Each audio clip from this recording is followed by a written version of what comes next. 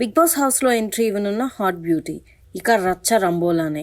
ఇప్పటి వరకు 7 సీజన్స్, ఒక ఓటీటీ సీజన్ను పూర్తి చేసుకుంది తెలుగు బిగ్ బాస్. గత సీజన్లో రైతు బిడ్డ పల్లవి ప్రశాంత్ విన్నర్గా నిలిచాడు. బిగ్ బాస్ హౌస్లో చాలా కథలు జరుగుతుంటాయి.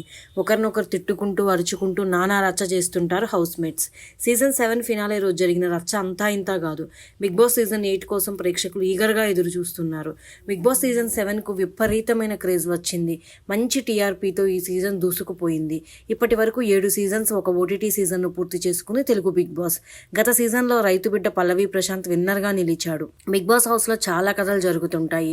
ఒకరినొకరు తిట్టుకుంటూ అరుచుకుంటూ ఏడుపులు గోళ్లతో నానా రచ్చ చేస్తుంటారు హౌస్ మేట్స్. సీజన్ 7 ఫినాలే రోజు జరిగిన రచ్చ అంతా ఇంతా కాదు.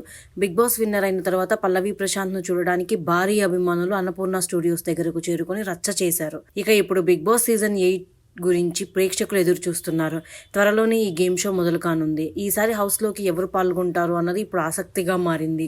ఇప్పటికే కొంతమంది పేర్లు సోషల్ మీడియాలో చక్కర్లు కొడుతున్నాయి. సోషల్ మీడియాలో చక్కర్లు కొడుతున్న పేర్లు ఇవే: జబర్దస్త్ కమెడియన్ కిరా కార్పి, అమృత ప్రణయ్, అలాగే కుమారి ఆంటీ, బర్రెలెక్క, అనిల్ గిలా పేర్లు కూడా ఈ లిస్టులో ఉన్నాయి. వీరితో పాటు Bullet Bhaskar, Jabardasth comedian, actor Sonia Singh, YouTuber Banchik Bablu, heroine Kushta Kallapu, Surekhavani కూతురు సుప్రీత.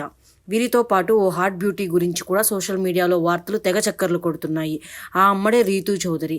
సీరియల్స్లో నటించి మంచి గుర్తింపు తెచ్చుకున్న ఈ అమ్మడు తరువాత పలు టీవీ షోల్లో పాల్గొంది. ఇక సోషల్ మీడియాలో రీతూ చౌదరి చాలా యాక్టివ్గా ఉంటుంది. ఈ అమ్మడు తన అందాలతో ఆకట్టుకుంటుంది. ఈ బ్యూటీ అందానికి నెటిజన్స్ ఫిదా అవుతున్నారు. తన అందాలతో రచ్చ చేస్తున్న ఈ హాట్ బ్యూటీ ఇప్పుడు బిగ్ బాస్ హౌస్లోకి వెళ్తుందని టాక్ వినిపిస్తుంది. ఇక ఈ అమ్మడు బిగ్ బాస్ హౌస్లోకి అడుగు పెడితే రచ్చ రచ్చ చేయడం ఖాయం అంటున్నారు ఫ్యాన్స్. చూడాలి మరి ఈ అమ్మడు బిగ్ బాస్ హౌస్లోకి అడుగు పెడుతుందో లేదో.